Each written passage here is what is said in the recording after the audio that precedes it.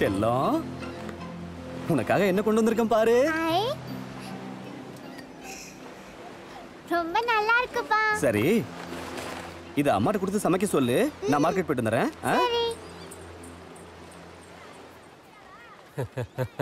நம்ம கிட்டேவா? ஏய் சூர்யா. நடராஜனே, என்னடா ரொம்ப குஜாலாவா இருக்க போல? இன்னைக்கு செம்மையா மீன் கிடைச்சிருக்குனே. இது அவ்வளவு லேஸ்ல கிடைக்கிற ஐட்டம் இல்ல. அப்படியா? எங்க காமி பாப்போம். இங்க பாருங்கண்ணே. ஏய் அண்ணா, ஒரு 1000 ரூபாய் கொடுத்து ஐட்ட தள்ளிக்கோ. 1000 ரூபாயா? 5000 ரூபாய்க்கு மேல போற சரக்குன்னு இது.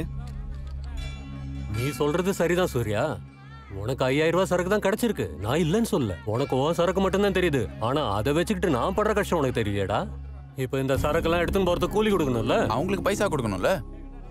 இந்த மீன் கலர் மாறதுக்கு முன்னாடி ஐஸ்ல வைக்கணும்ல. அவங்களுக்கும் பைசா கொடுக்கணும்ல. இந்த சரக்குலாம் எடுத்துன்னு போறதுக்கு லாரி தேவையில்ல. அவன் என்ன எனக்கு மச்சானா சும்மா நோட்டின்னு போறதுக்கு? அவனுக்கும் பணம் வெட்டணும். இங்க ஏத்தின சரக்க அங்க இறக்கிறதுக்கு மறுபடியும் கூலி தரணும்ல. அங்க கொடுக்கறது வேற, எங்களுக்கு பைசா வேணும். எத்தனை பேரை சமாளிச்சு நான் தொழில நடத்துறது? எனக்கு என்னடா மிச்சம் இருக்கும்? 1000 ரூபாய் இருக்குண்ணா. அத கூட உங்ககிட்ட குத்துறேன்டா. குத்துறா.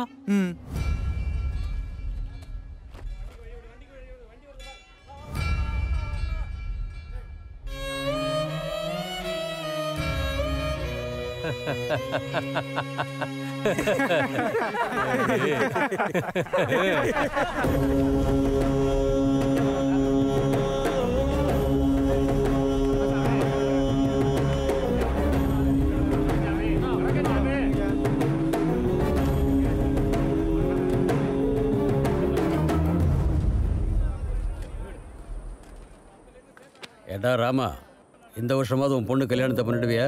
ஐயா, கொஞ்சம் கொஞ்சமா பணம் சேர்த்து தானே ஐயா கல்யாணம் பண்ண முடியும். நீ எவ்வளவு பணம் சேர்த்தாலும் பொண்ணுக்கு வயசாயிட்டா என்னடா பண்ணுவ? இந்த வருஷமாவது பண்ணிடு. உங்க ஆசீர்வாதம் ஐயா. என்னடா சூர்யா, என்ன மீனெல்லாம் வித்துட்டியா? கடல்ல நம்ம வலையில மாட்டி மீனுங்கெல்லாம் செத்து போகுது.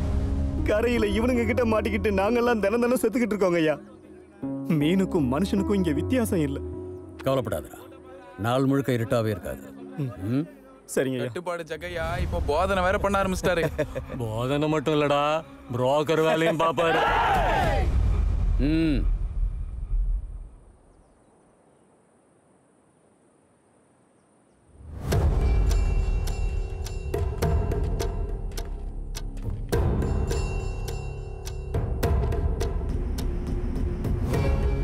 வயித்துல அடிச்சா சும்மா இருக்காங்கன்னு வார்த்தையை விடாத, வார்த்தையை விடாத. கட்டு மரம் ஓட்டி ஓட்டி உரு ஏறின உடம்பு அடங்காது, அடக்க முடியாது. கடல் சீற்றமா மாறி பாஞ்சிருவாங்க.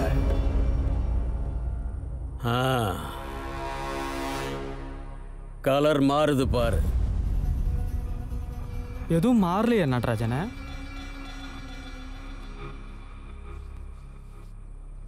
மாறுதுன்னு சொன்னது மீனே இல்லடா. இவருதான் ஜக்கையா, ஊரையே தான் உயிரா நினைச்சு வாழற நாட்டாமக்காரரு. தேவனாம்பட்டினத்துக்கு மட்டும் இல்ல, சுத்தி இருக்கிற 30 மீனவ கிராமங்கள்ல ஜக்கையாவுடைய வார்த்தை தான் கட்டளை. அதுக்கு காரணம் இவருக்கு இருக்கிற பதவி இல்ல, கட்டுப்பாட்டையும் கலாச்சாரத்தையும் காப்பாத்துற நேர்மையானவர்னு எல்லா மக்களும் ஜக்கையா மேல வச்சிருக்கிற நம்பிக்கை, பாசம்.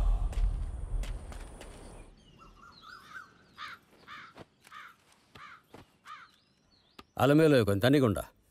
இதோ வந்துட்டேங்க. பவானி, நீ போய் மீனை காய போடு.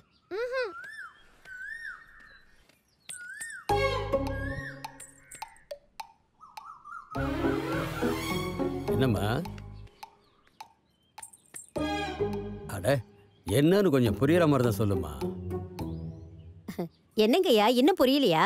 நாளைக்கு நம்ம மீனாட்சி வரால, அத சொல்ற அம்முக்குட்டி. இந்த கிராமத்துல நம்ம நாட்டாம ஜக்கையாவை நேசிக்கிறவங்களுக்கு மத்தியில வெறுக்கிறவங்களும் இருக்காங்கன்னா அது ஜக்கையாவோட சொந்த தம்பி பொண்டாட்டி மங்கம்மா. டேசேனே, நான் மட்டும் நாட்டாமை ஆயிட்டேன், நீ தாண்டா என் தளபதி. இந்த மாதிரி கூத்தாடி பசங்க கூட சுத்திக்கிட்டு இருந்தா நாட்டாமை இல்லடா, அவரு அள்ள கையா கூட ஆக மாட்டேன். நாமா, நீ காலையிலே நல்ல கனவு கெடுத்துட்டேன். உன்னால 120 ரூபா போச்சு. என்னது? நொன்னது கோட்டர் சாருக்கு 120 ரூபால, அதை குச்ச நாள் தானே இவ்வளவு நல்ல கனவு வந்தது. அட பாவி. என்னம்மா சங்கரா மீன் குழம்பா? எப்போ பாரு நீ சந்தோஷமா தான் பார்த்தாதே, உன் புள்ள வருங்கள நாட்டாம நல்லா பார்த்துக்க வேண்டாமா? இந்த பேச்சுக்கு ஒன்றும் குறைச்சல் இல்லை. நீ நாட்டாம ஆயிட்டன்னா பெரிய வீட்டு பொண்ணோட சம்பந்தம் வச்சுக்கணும்னு இந்த மங்கம்மாவுக்கு ஆசை. இந்த இதை வச்சுக்க. என் செல்ல அம்மா மங்கம்மானா மங்கம்மா தான். ஏண்டி பிரமிளா, ஏண்டி? ஐயோ, என்னமோ அலைங்க அடிச்சிட்டு போற மாதிரி அப்படி கத்துற. அலங்காரம் பண்ணது போதும், அடுப்புல குழம்பு வச்சிருக்கேன் பாத்துக்கோ. நான் மார்க்கெட் போயிட்டு வந்துடுறேன். இதையே 10 தடவை சொல்லிட்டேன். நீ மார்க்கெட் போறதுக்குள்ள மீனெல்லாம் காஞ்சி கருவடாயிடும் போல. குழம்பு நான் பாத்துக்கிறேன், நீ குழம்பாம போத்தாயி. சரி, நான் கிளம்புறேன். ஏண்டா, உங்க அம்மா மீன் எடுத்துட்டு மார்க்கெட்டுக்கு போயிட்டாளா? அம்மா தானே போய் மார்க்கெட்டே தரகும். அதுல எங்க அம்மா தானே ஃபர்ஸ்ட். என்ன வீடு அமைதியா இருக்குது? நம்ம சீனு வீட்டுல இல்லையா? இல்லையே. சரி சரி, அவன் வந்தா நான் மார்க்கெட் கிட்ட இருப்பான்னு சொல்லு. மார்க்கெட் மார்க்கெட் எப்பவும் சந்திக்கிற மார்க்கெட்.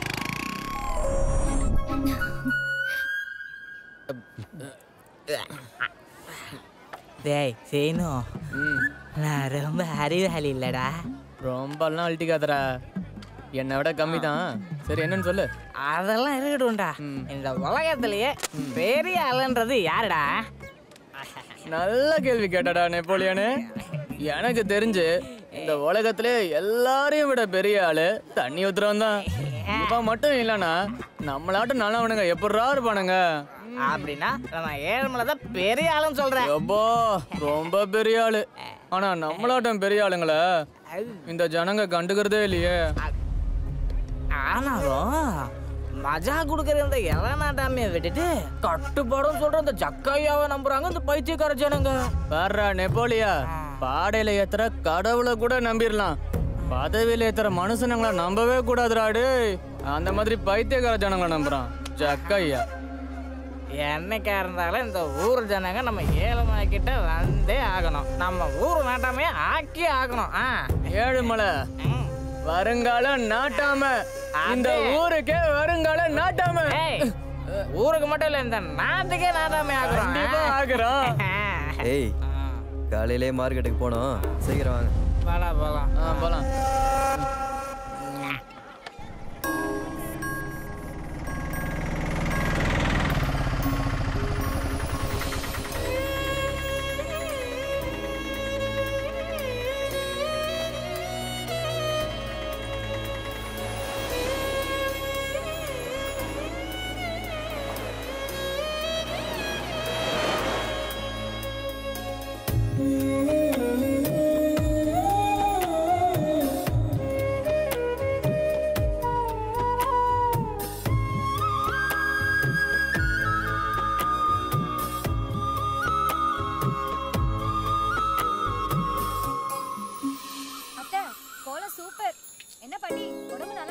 மீனாட்சி வந்துட்டா போல இருக்கு பாரு. எப்பவோ வந்திருப்பா, ஊரெல்லாம் பேசிட்டு வரணும்ல.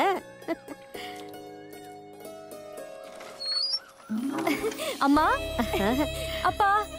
மாடே நல்லா இருக்கியா? நல்லா இருக்கேன்ப்பா. பரீட்சைலாம் நல்லா எழுதிருக்கியா? சூப்பரா எழுதிருக்கேன். கண்டிப்பா ஜாப் கிடைச்சிரும் பாருங்க. அம்மா, என் தங்கம். ஏய் செல்லக்குட்டி, கொலுசு சூப்பரா இருக்கு. சரி சரி வா வா, உன்கிட்ட நிறைய பேசணும்.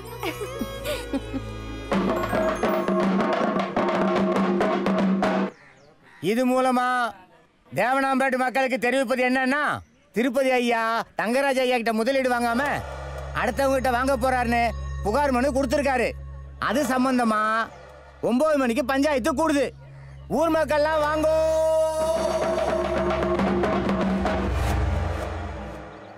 ஐயா, உசுரை கையில புடிச்சுக்கிட்டு கடல்ல போய் வலை வீசுறோம். மார்க்கெட்டுக்கு வந்தா இந்த தங்கராஜ் எங்களுக்கு வலை வீசுறான். என்னடா திருப்பதி இப்படி பேசுற? உனக்கு இப்படி பேசுறதுக்கு புத்தி இல்ல? அது இல்லைங்க ஐயா, ₹1,00,000 சரக்குக்கு 1000 தான் தரான். ஏன்டா திருப்பதி, சின்ன லாபம் வரதெல்லாம் எனக்கு கொடுத்துட்டு பெரிய லாபம் வரத வேற ஆளு கொடுப்பியா? என்னடா என்ன புத்திடா உங்களுக்கு? அதுக்கு தாண்டா உங்க பழப்பு இன்னும் அப்படியே கிடக்கு. தங்கராஜே, பின்ன என்னங்கயா, ஊர்ல எல்லாருக்கும் கடன் கொடுத்துட்டு திரும்ப வருமா வராதான்னு கவலையில நான் இருந்தா கடனையும் வாங்கிட்டு என்ன பேச்சு பேசுறாங்க பாருங்க. இது என்னையா அநியாயா? முதலீடு வைக்கிற கடவுள் கணக்கா உங்க எல்லாரும் வைத்திய ரொப்பறேன்னு சொன்னா இன்னும் என்னையா உங்களுக்கு நோவுது? நோவு இல்லடியே, இந்த கொம்பால தலையில அடிச்சா வீங்கும். வீங்கியே சாவ. வேற பின்னாடியே உட்கார்ந்துட்டு ஏயா கை கேட்ட லட்சுமி வேணாங்கற நீங்க? அந்த ஆளே பாவம் ஊருக்கு அத நல்லது செய்யலாம்னு பாக்குறாரு. அது எங்க தங்கராஜ் மனசை பத்தி எனக்கு நல்லா தெரியும் நாட்டாம. யோ திருப்பதி வாங்கிக்கோ வாங்கிக்கோயா. அது இல்லைங்க ஐயா, நாங்க எல்லாரும் சேர்ந்து. நீங்கெல்லாம் சேர்ந்து என்னையா நீங்கெல்லாம் சேர்ந்து? யோ திருப்பதி, உன் ஒருத்தன் லாபத்துக்காக ஊரே நஷ்டத்துக்கு உள்ளாக்குறது பாவம்யா. ஒரு வேளை நீ பண்ற வேலை எடக்க முடக்காச்சுன்னு வை, நாளைக்கு இவங்க பின்னாடி நிக்க எவனும் இருக்க மாட்டான்யா. யோசிச்சுக்கோங்கடா டேய். நல்லா சொன்னடா. வேற ஆளுகிட்ட முதலீடு வாங்க போறீங்களா?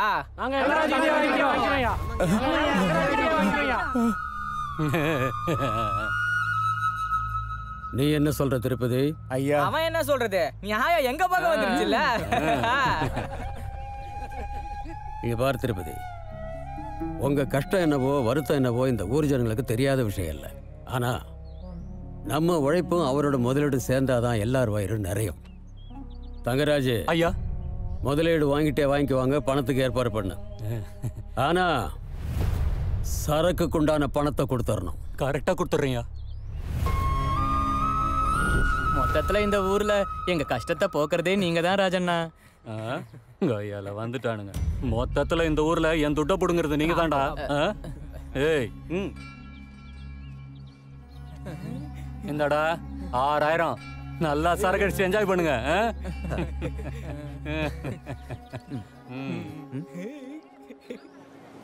ஜக்கம்மா தாயே, எங்கள் கடல் தாயே, எங்க கஷ்டத்தெல்லாம் பக்கத்துல இருந்து பார்த்துட்டு இப்படி எட்டி எட்டி போறியம்மா. எங்க கஷ்டத்தை தீக்கிறதுக்கு, கண்ணீரை துடைக்கிறதுக்கு இங்க எந்த கடவுளும் இல்லையா? எந்த கடவுளும் இல்லையா?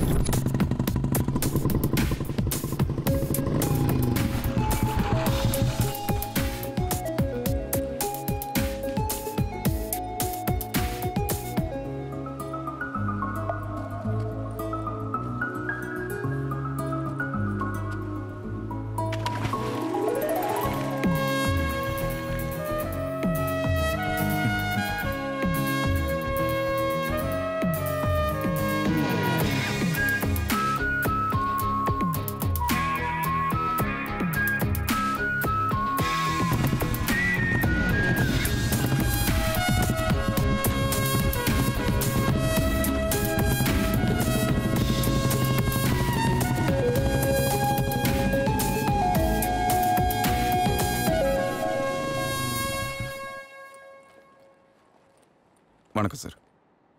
வணக்கம், வாங்க. நீங்க? என் பேர் ஸ்ரீராம் சார். இந்த ஸ்கூலுக்கு புதுசா வந்திருக்கிற வாத்தியார். ஓ, நீங்க தானா? உட்காருங்க. ஆமா சார். இந்த ஸ்கூல்ல நிறைய பசங்க இருக்காங்க, சமாளிப்பீங்களா?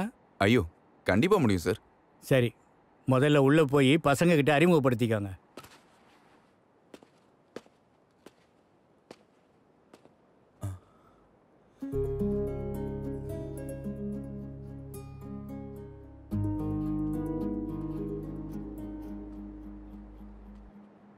என்னாச்சு, அறிமுகப்படுத்திக்கிட்டீங்களா? என்னங்க, ஏதாவது சொல்லுங்க. அது என்ன சார், 4 பசங்க மட்டும்தான் இருக்காங்க. அது இவங்க ஃப்ரெண்ட்ஸுங்க யாரும் வரல. வந்தா இவனுங்களும் கிளம்பி போயிடுவானுங்க. என்ன சார் சொல்றீங்க? இன்னும் 1 மாசத்துல நானும் ரிட்டையர் ஆயிடுவேன். அதுக்கப்புறம் எல்லாம் நீங்க தான். இப்படி இருந்தா எப்படி சார்? இங்க மீன் பிடிக்கிறதுல இருக்கிற கவனம் படிப்புல யாருக்கும் இல்லை. இந்த வருஷம் கூட இந்த நிலைமையிலே இருந்தா நெக்ஸ்ட் இயர் இந்த ஸ்கூலே இருக்காது. இப்போ என்ன பண்ணலாம் சார்? செய்யறதுக்கு எதுவும் இல்லை. இந்த ஊருக்கு ஒரு நாட்டாம இருக்காரு, ஏதாவது செய்யணும்னா அவர் தான் செய்யணும். வாங்க, அவரை போய் பார்க்கலாம். வாங்க. வணக்கம் ஜக்கையா சார்.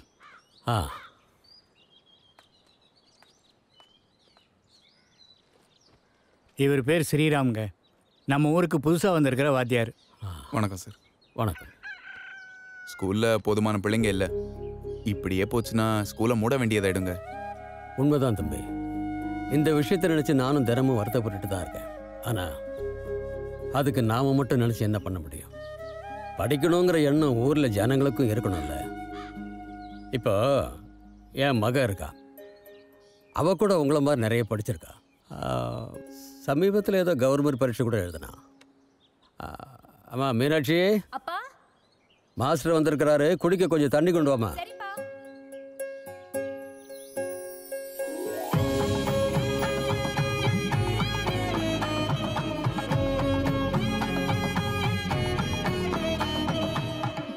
பக்கம் சார்.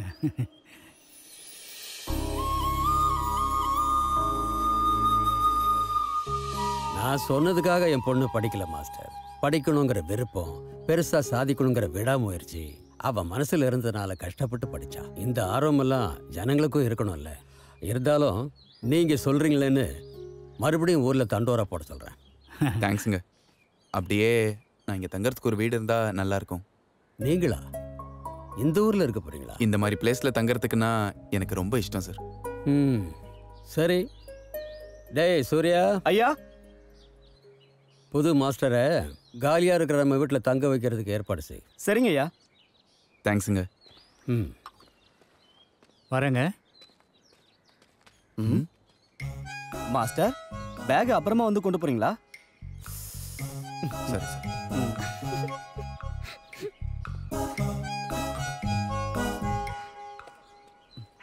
வாங்க.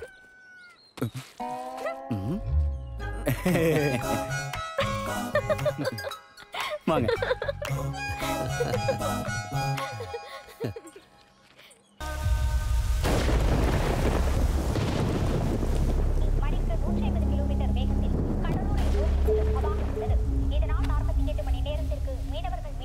டேய் சூர்யா. ஐயா.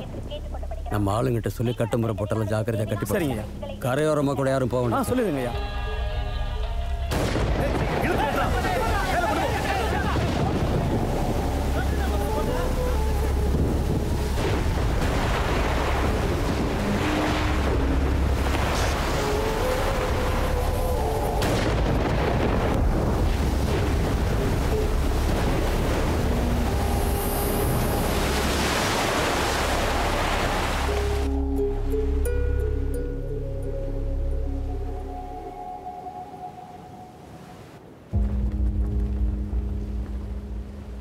ஐயா, நீங்க தான் அதாவது செய்யணுங்க ஐயா.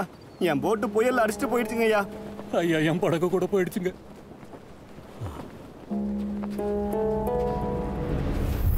எங்க வீட்டுக்காரர் நேத்து கடலுக்கு போனவரு இன்னும் திரும்பலையா?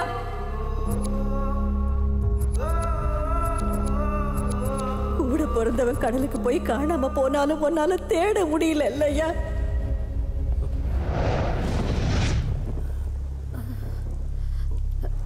மச்சான், ஐயா கதவை தரங்க.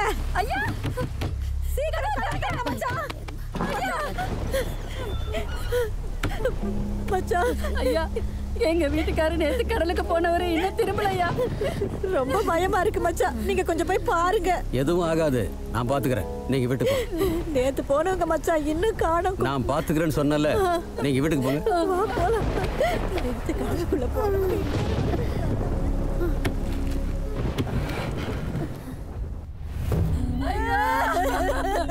ஐயோ இப்படி தனியா தனியா விட்டுட்டு போயிட்டீங்க. இந்த பையனுக்காக எப்படி தனியா பார்த்தேன். ஐயா வணக்கங்க ஐயா. ராசா, முதல்ல ஆக வேண்டிய காரியத்தை பாருங்க. ஐயா, எங்க போட்டெல்லாம் அடிச்சிட்டு போயிடுச்சு ஐயா. நீங்க தான் ஐயா எங்களுக்கு ஒரு வழி காட்டணும். உதவி செய்யுங்க ஐயா. ஐயா, நீங்க தான் ஒரு வழி காட்டணும். பாருங்க ஜக்கியா, நீங்க எல்லாரும் எவ்வளவு அன்போடு என்னை ஜெயிக்க வச்சீங்க. உங்க எல்லாரையும் நல்லபடியா பார்த்துக்க வேண்டிய கடமை எனக்கு இருக்கு. சீக்கிரமா மீன்வளத்துறை மூலியமா நிவாரணம் கிடைக்க ஏற்பாடு செய்யறேன். பேங்க்ல இருந்து லோன் வாங்கி தர வேண்டியது என் பொறுப்பு. ஐயா,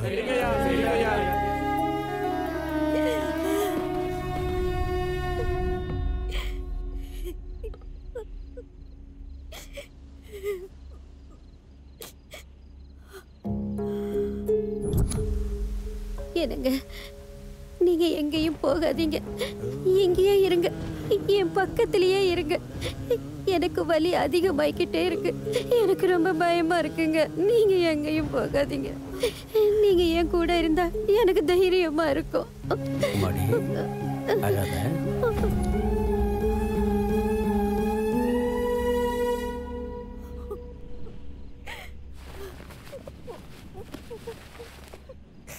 இதை வாங்கிக்கம்மா. உன் காசு எனக்கு தேவையில்லை. கூட பிறந்தவன் கடலுக்கு போய் காணாம போனாலும் ஒன்னால தேட முடியல இல்லையா? அன்னைக்கு உன் அக்கா பிரசவ வலியில இருந்ததை நீ பார்த்த இல்லம்மா? வலியோட இருந்தா செத்து போயிடுமா? நாங்கெல்லாம் புள்ள குட்டி பெத்துக்கல.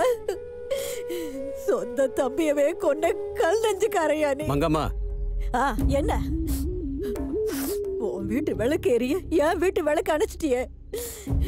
சொந்த தம்பியே காப்பாத்த முடியாதவரு ஊரை காப்பாத்த போறாராம். போயா வெளியில போ.